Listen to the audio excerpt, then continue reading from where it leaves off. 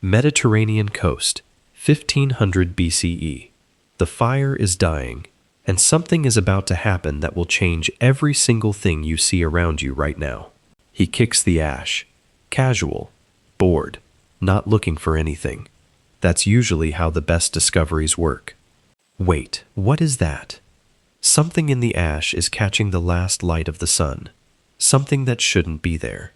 A tiny fragment, smooth, clear, almost like frozen water. This thing didn't exist before the fire. The fire made it. Here's the problem. This story, it's probably completely made up. The Roman historian Pliny told it, and historians have been doubting him ever since. Because a campfire and a furnace are not the same thing. Not even close. You need temperatures above 1700 degrees Celsius to melt raw sand into glass. A beach bonfire gets nowhere near that. Try it yourself. Sand plus campfire equals hot sand. Nothing melts. Nothing transforms. Pliny's story is a great myth, but it's still a myth. The real story of glass starts here, on volcanic ground, with a material that's been a form of glass for 700,000 years, before humans even had language. That screen you're probably watching this on right now, Corning Gorilla Glass, one of the most advanced materials ever engineered, traces a direct line back to this volcanic rock. Black volcanic glass in one hand, a smartphone in the other. The distance between these two objects is enormous, and also, somehow, almost nothing. Kenya's Rift Valley. Archaeologists have found obsidian tools here dating back 700,000 years. That's not a typo. 700,000 years. Our ancient ancestors, early Homo sapiens, possibly even earlier hominins, were already selecting, shaping, and trading this glass. They just didn't call it that. Put obsidian next to granite, next to flint. There's no competition.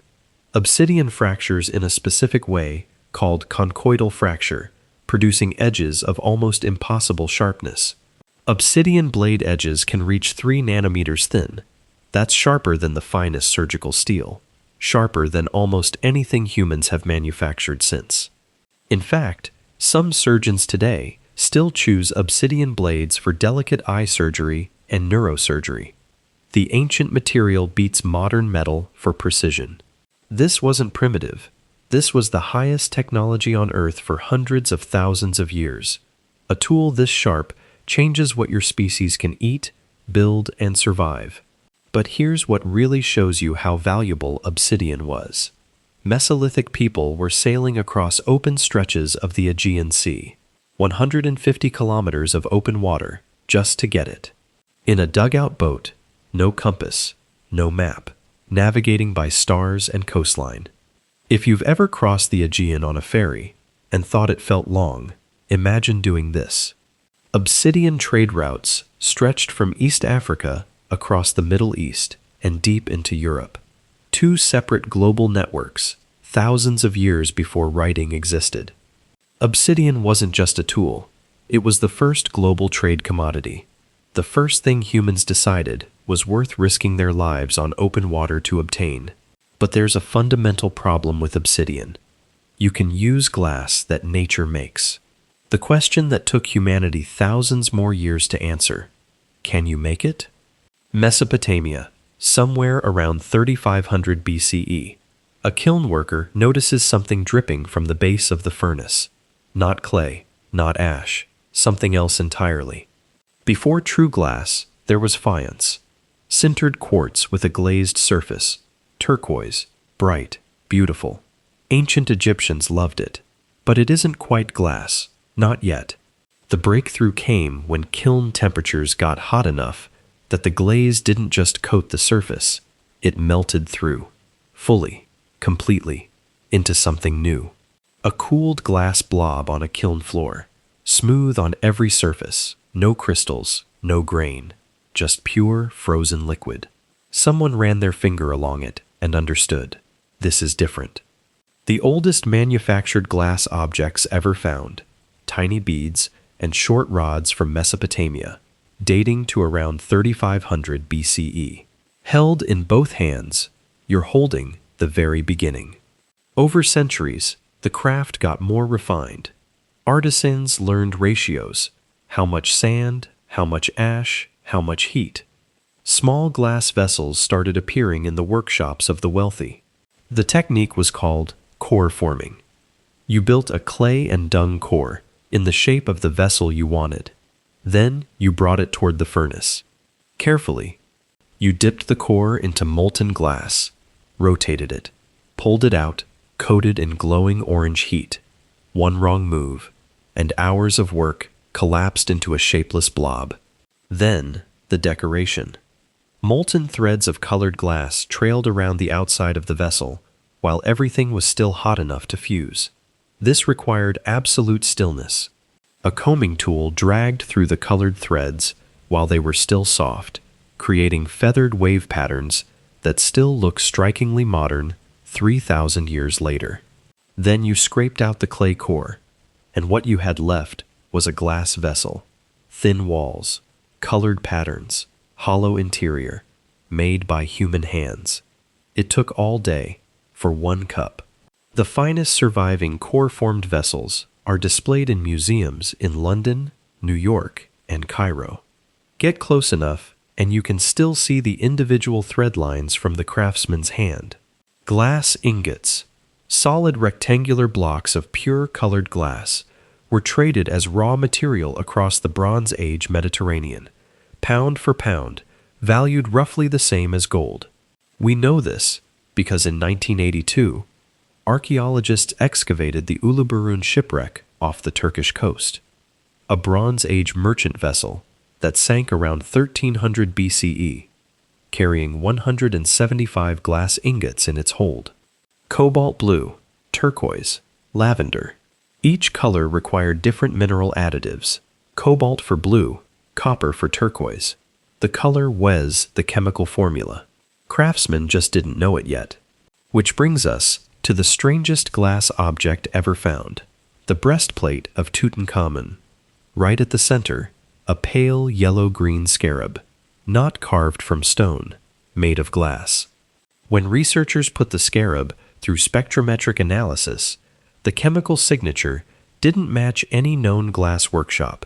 It matched something completely unexpected. Libyan desert glass, standing on it right now. This pale yellow-green material, scattered across 6,500 square kilometers of the Sahara, formed 29 million years ago when a meteor impact or airburst hit the desert with enough energy to fuse the sand instantly. A meteor made Tutankhamun's scarab. The king of Egypt wore a meteor on his chest as a sacred object, because even 3,300 years ago, humans understood instinctively glass that falls from the sky is something else entirely. Mesopotamian cuneiform tablets from around 1700 BCE contain actual glass recipes, written instructions, the oldest manufacturing manuals ever found, and they are deeply strange.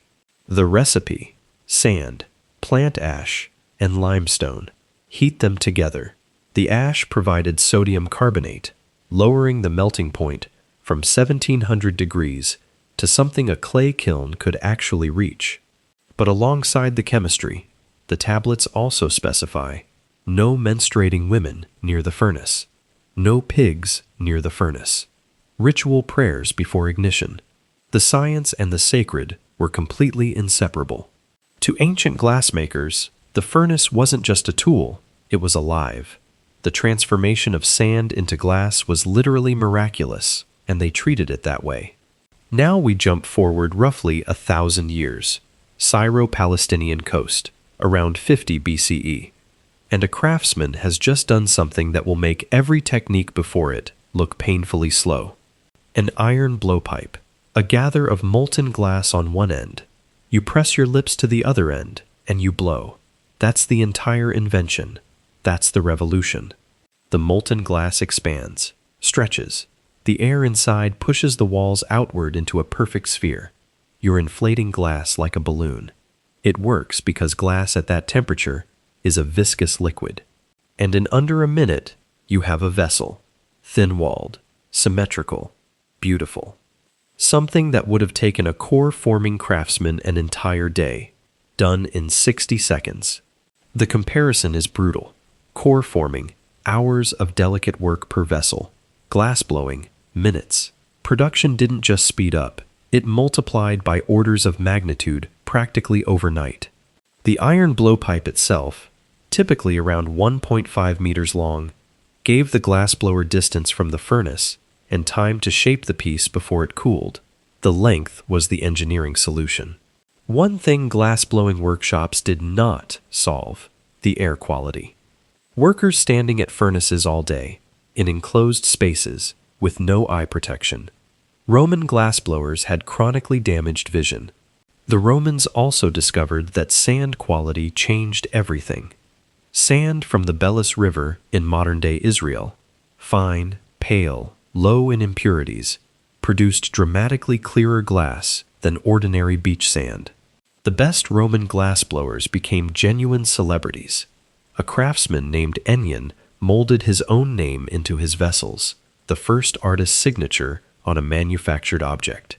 His pieces sell for millions today. But glassblowing also did something no earlier technique could. It made glass cheap. Ordinary Romans could own glass cups. Toss one in the air and catch it. No big deal. Glass had become everyday. And glass moved into architecture. Roman bathhouses, like this one, installed glass windows, not clear glass, greenish, bubbly, distorted. But for the first time, light came inside without wind. Press your face against Roman window glass, and you can see shapes outside. Light, shadow, movement, but not detail.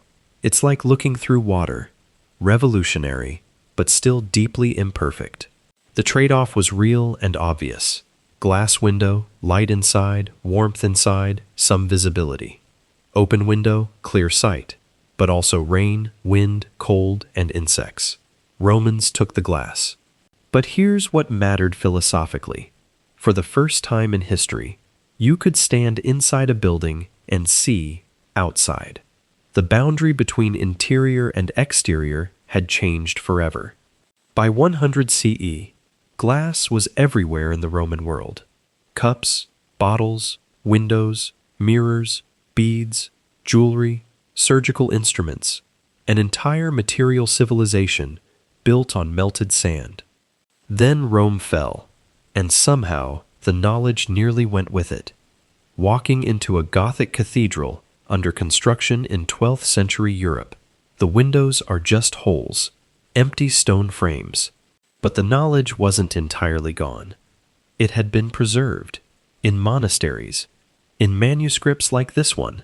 Medieval monks documented Roman glassmaking techniques and kept them alive through the dark centuries.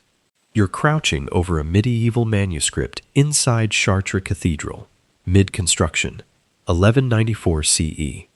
And the diagram you're staring at is a recipe for the most debated blue in history. Look up. That rose window above you isn't just beautiful.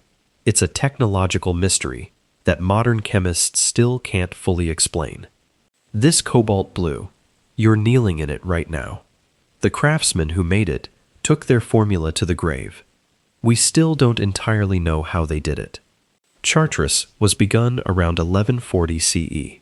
The entire Gothic revolution, these soaring walls, these massive windows, was engineered specifically to hold more glass.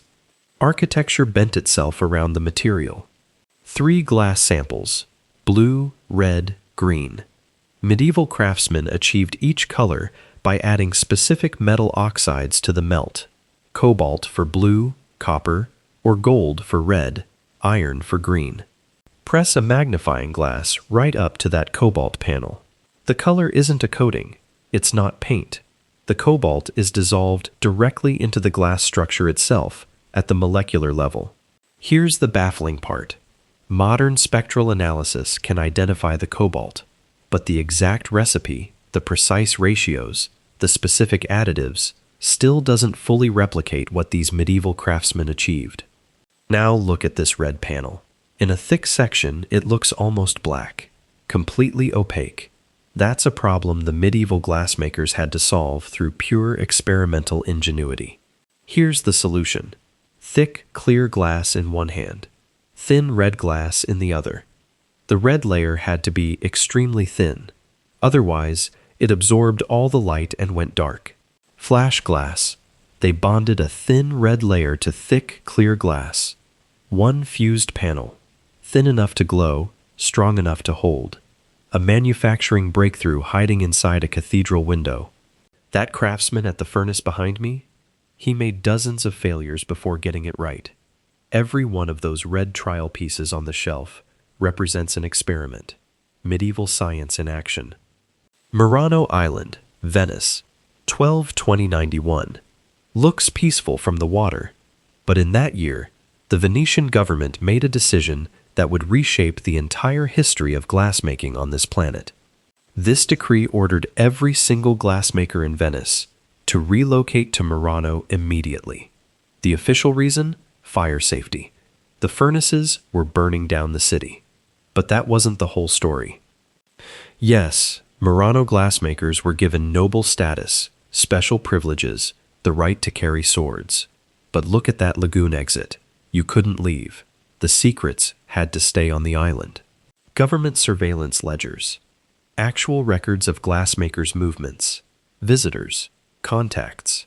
Venice ran an intelligence operation around its glass industry. Leaving the island without permission was treason.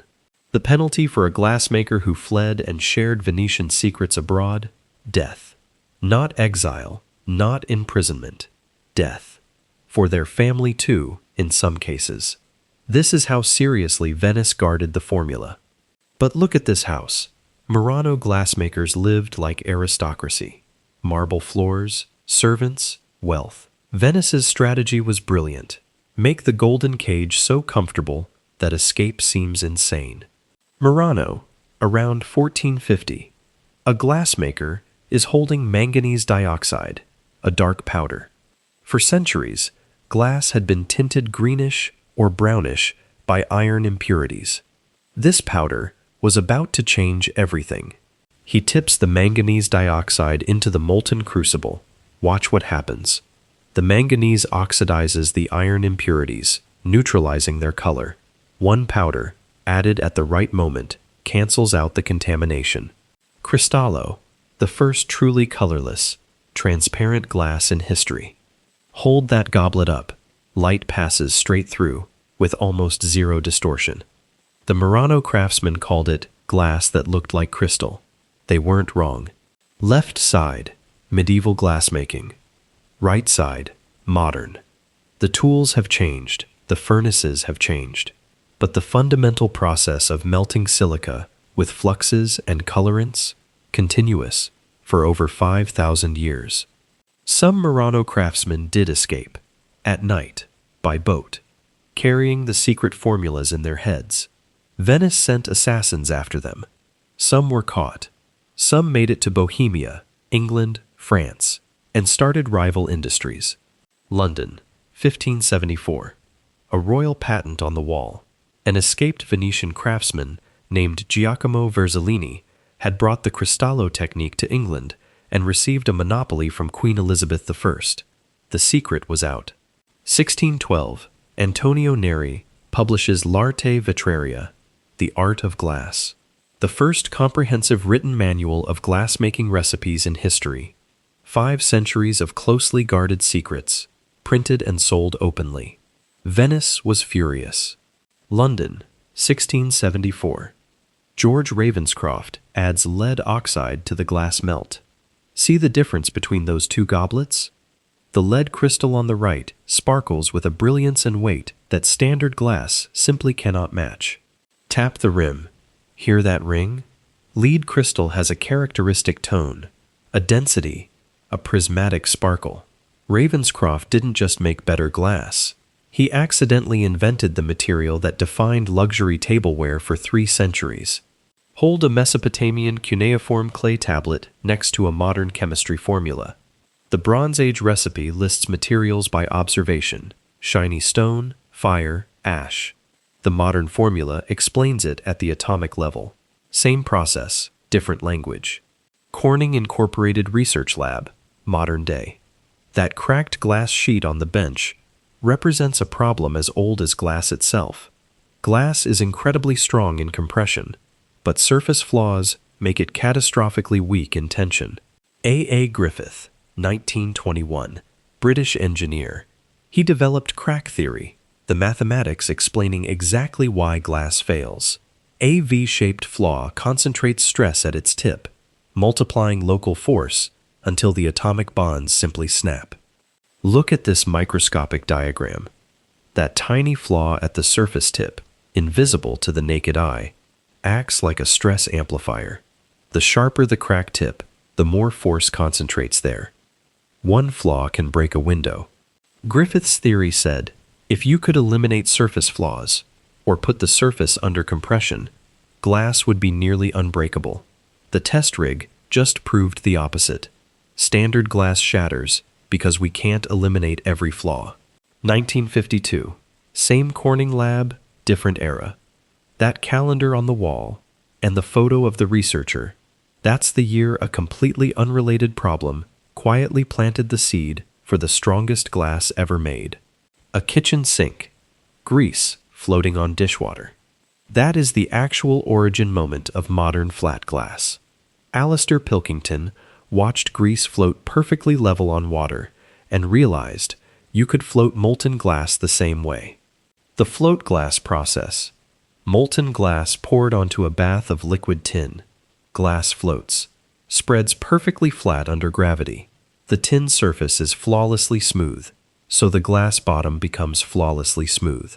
Genius from a kitchen moment. The result, perfectly flat, perfectly smooth glass of uniform thickness at industrial scale.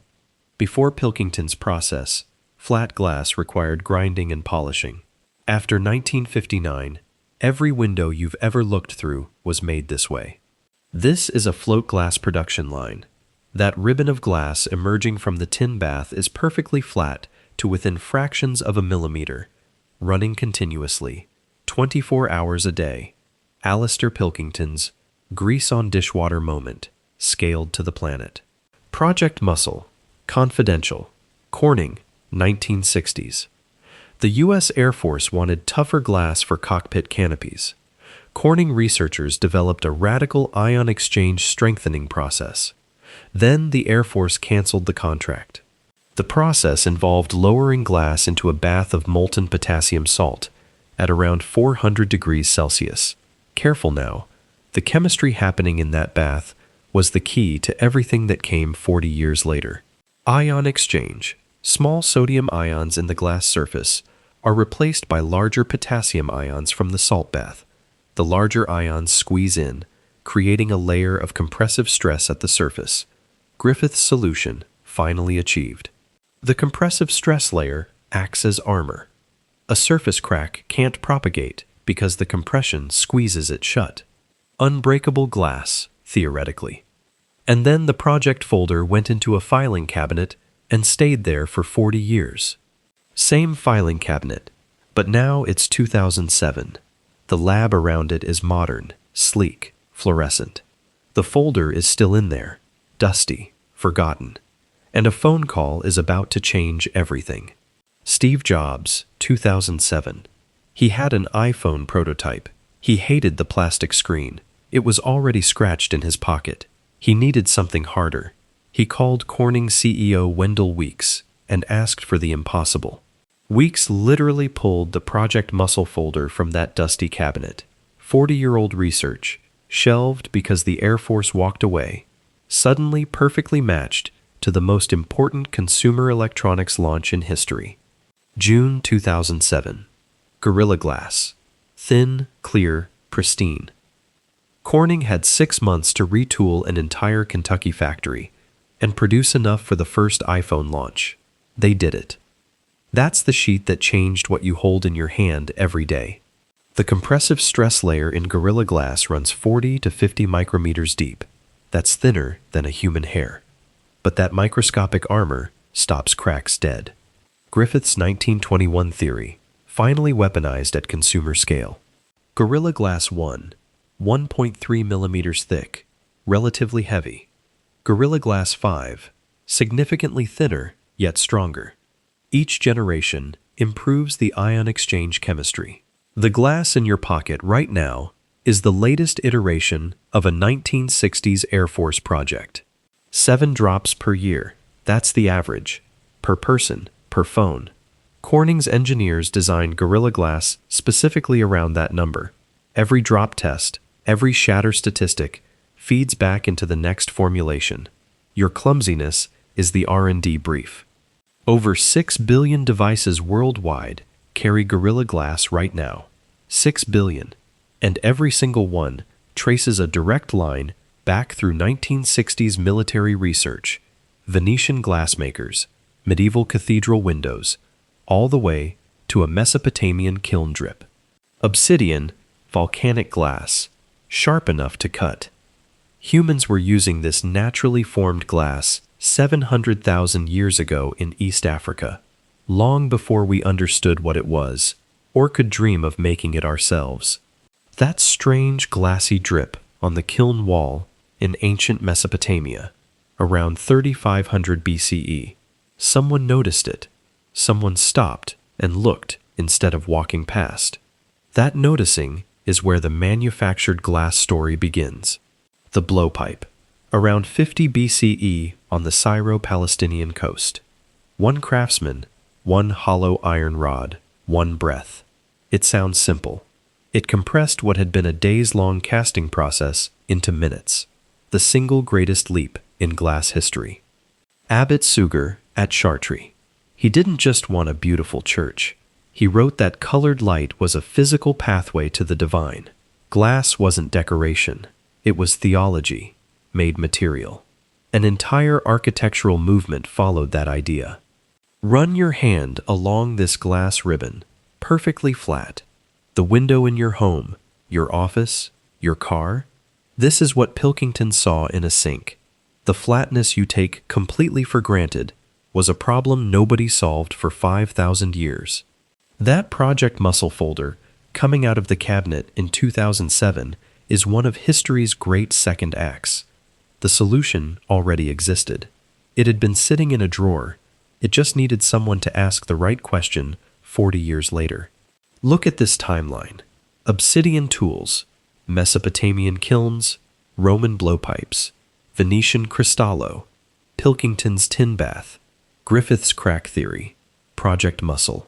Every breakthrough required every previous breakthrough. Remove one link and the chain breaks. Notice, that's the word. Every single advance in glass history started with someone noticing something that everyone else walked past. The kiln drip, the grease on water, the old folder in the cabinet. Noticing is the technology. That window, right there, flat glass, float process, Pilkington, 1952. A kitchen sink. Outside, the world, perfectly visible, perfectly framed. You've looked through windows your entire life without once thinking about what they cost to invent. Your phone screen, Gorilla Glass, ion exchange, compressive stress layer, 40-year-old Air Force research, a 1921 crack theory, a canceled military contract. All of that is what you're touching right now, every single day. Griffith draws his crack diagram in 1921. Corning shelves Project Muscle in the 1960s. Jobs makes a phone call in 2007. Draw the arrow connecting them. 86 years of accumulated understanding in the glass you tap to check your messages. An Egyptian perfume flask from the reign of Pharaoh Thutmose III, around 1450 BCE. And a modern smartphone. Both are glass. Both required centuries of accumulated human knowledge to exist. 3,500 years of the same story. Checking the weather, the most mundane thing you do on your phone. But that screen in your hand is the endpoint of 700,000 years of human curiosity, accident, obsession, imprisonment, and genius. Partly cloudy with a chance of history. Every window is a lens onto the world that someone spent centuries learning to make. Glass didn't just let us see further, it let us think further. Telescopes, microscopes, fiber optics, phone screens. It all starts with someone noticing a drip on a kiln wall.